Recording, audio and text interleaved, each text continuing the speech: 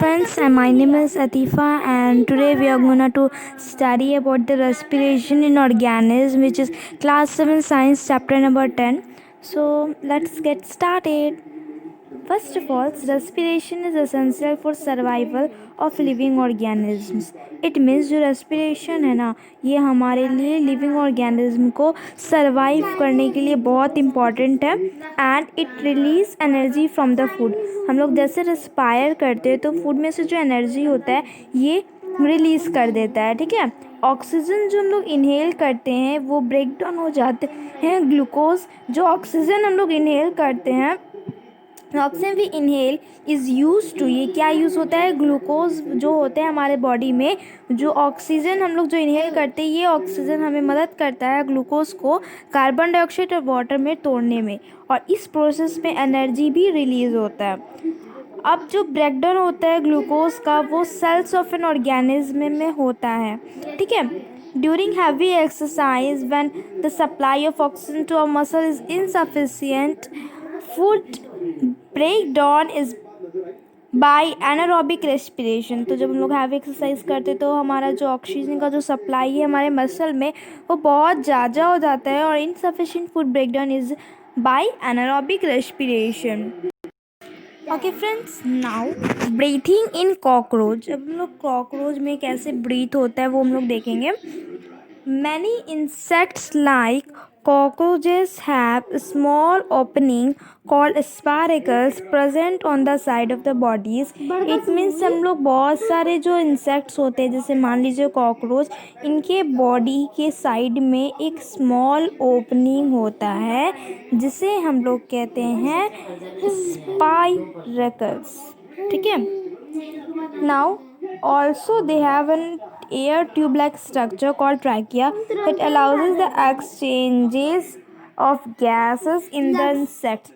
Friends, ये है ना कि जो हमारे बॉडी, हमारे नहीं मीन्स कॉकरोच के और फिर बहुत सारे इंसेक्ट्स के बॉडी के साइड में ये एयर लाइक ट्यूब स्ट्रक्चर भी होता है और स्पारेकल्स भी होता है। तो ये air like tube like structure जो इसका नाम है ट्रैकिया, और ये हम लोग को मदद करता है गैसेस को एक्सचेंज करने में in the insect, not in humans. The air enters the body through spiracles and diffuses via trachea. तो स्पारेकल्स की मदद से इंसेक्ट्स में एयर आती है और फिर वो ट्रैकिया की मदद से वो बाहर चल जाती है। Similarly, the air from the cells enters the trachea and moves out of the body through spiracles. Now, let's understand breathing in earthworm, how the earthworm breathe. Now, earthworms have a soft, slimy and moist skin. आपने देखा होगा earthworm को, उनके पास जो skin होता है वो बहुत सॉफ्ट स्लाइम होता है। Hence, जो गैसेस होते हैं ना वो ईजिली पास आउट कर जाते हैं earthworm में थ्रू स्किन। तो अर्थवॉर्म में गैसेस कैसे एक्सचेंज होते हैं, तो आंसर आएगा थ्रू स्किन, ठीक है। नाउ सिमिलरली अगर हम लोग फ्रॉग की बात करें तो फ्रॉग में भी फ्रॉग्स की भी जो बॉडी होती है वो स्लिपरी होती है ना, have also an moist skin.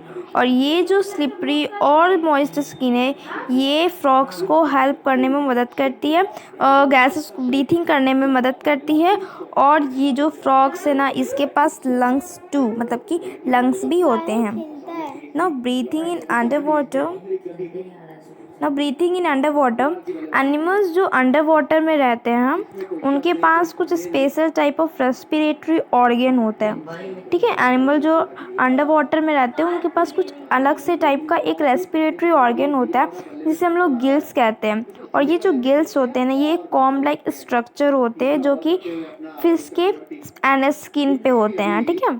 Gills जो है ना ये क्या करता है, एक्सचेंज करता है गैसेस को between the animals and the water, ठीक है। और कुछ जो एनिमल्स होते हैं उन्हें हम एम्फीबियन कहते हैं। एम्फीबियन मतलब कि वो एनिमल्स जो लैंड एंड वाटर दोनों में रह सकते हैं, ठीक है।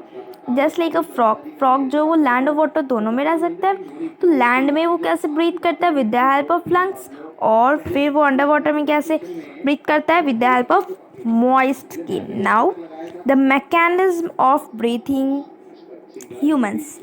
So friends, अब हम लोग देखेंगे breathing of mechanism in humans. ठीक है, हम लोग देखिए यहाँ पे ध्यान दीजिएगा, we take in the air present in the environment through our nostrils which travels through the nasal cavity. Okay friends, what they are saying that हम लोग एयर जो इन्वायरमेंट में जो एयर प्रेजेंट होता है ये हमारे नोस्ट्रल्स के द्वारा हमारे बॉडी में इंटर करता है और ये एयर कहाँ से ट्रैवल होता है, नसल कैविटी से। आई होप आपको पिक्चर यहाँ पे दिख रहा होगा, ठीक है। और जो लंग्स हो, अब मैं आपको बता दूं नसल कैविटी, ये जो नोज़ है ना, तो ये वाला जो आप देख रहे हो रास्ता, ये एक रास्ता जो अंदर घुसने का एयर का रहता है, इसे हम लोग नसल कैविटी कहते हैं। द लंग्स जो है ना ये लोकेटेड होता है चेस्ट कैविटी में, और ये जो चेस्ट कैविटी है ये सराउंड होता है by the ribs. Chest cavity जबकि फ्रेंड्स मैं ऐसे बताऊँ तो ऐसे है, ऐसे ऐसे ऐसे, ये स्ट्रक्चर को कहते हैं, ठीक है। तो यहाँ पे आपको लंग्स का इमेज भी दिख रहा होगा और जस्ट ये सारा इमेज दिख रहा होगा आपको।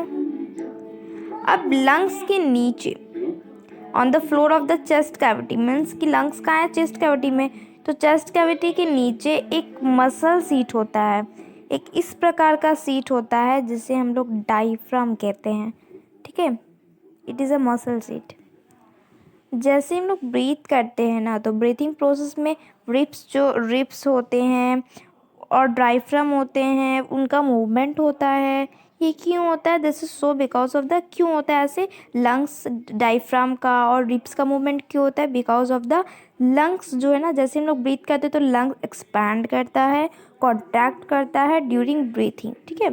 As we take in the air it fills up the lungs, this move the diaphragm. जैसे देखिए फ्रेंड्स, जैसे ही हम लोग एयर लेते हैं ना तो लंग्स जो है फिल अप हो जाता है, तो डायफ्राम नीचे चल जाता है और रिब्स आउटवर्ड हो जाता है, वो नीचे डाउनवर्ड हो जाता है और रिब्स आउटवर्ड हो जाता है। फिर जैसे ही हम लोग रिलीज़ कर देते हैं एयर को, तो बाकी सारे डायफ्राम और रिब्स अपने नॉर्मल पोजीशन पे चल जाते हैं और इसमें पोजीशन पे चल जाते हैं। Now aerobic respiration, now friends wait a minute, now friends अब हम लोग पढ़ेंगे एरोबिक रेस्पिरेशन। एरोबिक रेस्पिरेशन क्या होता है, it is a kind of respiration, ये एक काइंड ऑफ रेस्पिरेशन है जो कि कहाँ कब टेक्स प्लेस होता है, it only takes place in the presence of oxygen, ठीक है। और ये जो है ना high amount of energy release करता है लिविंग ऑर्गेनिज्म में, और ह्यूमन बींग्स एंड कभी कभी मैनी अदर एनिमल्स भी एरोबिक रेस्पिरेशन करते हैं। और इस देखिए कार्बन डाइऑक्साइड और वाटर ये रिलीज़ होता है एरोबिक रेस्पिरेशन में, ठीक है। I hope this things are clear. Carbon dioxide and water release होता है एरोबिक रेस्पिरेशन में। Now friends let's talk about the anaerobic respiration. So it is a kind of respiration that is only takes place in the absence of oxygen, not in the presence of oxygen. It is only happen on the absence of oxygen, ठीक है। And in this process the low amount of energy is released. And yes, and sometimes human beings also do this type of respiration. Animal muscles is what release, animal muscles cells release lactic acids and yeast release what, ethanol and carbon dioxide when anaerobic respiration is done. It means कि animals भी कभी कभी anaerobic respiration करते हैं, तो animals की जो muscle cell होती है ना वो क्या रिलीज़ करते हैं, वो लैक्टिक एसिड रिलीज़ करते हैं, और येस्ट जो है वो क्या रिलीज़ करता है, इथेनॉल और carbon dioxide during this process, ठीक है। Now what do we breathe out, हम लोग ब्रीथ आउट क्या करते हैं फ्रेंड्स। अब ब्रीथ आउट करने के लिए भी तो कुछ रहेगा, तो ब्रीथ आउट कैसे करते हैं। सो हम लोग क्या करते हैं, 21% ऑक्सीजन को हम लोग इनहेल करते हैं और एक्सहेल कर देते हैं 16%, ओ माय गॉड। और हम लोग कार्बन डाइऑक्साइड को 0.03% इनहेल करते हैं और एक्सहेल करते हैं 4%, इट्स मोर। हम लोग लेस वाटर वेपर को इनहेल करते हैं और मोर वाटर वेपर को एक्सहेल करते हैं। तो फ्रेंड्स अमाउंट है एक्सहेल की ज़्यादा, ओके फ्रेंड्स, अमाउंट है एक्सहेल की ज़्यादा।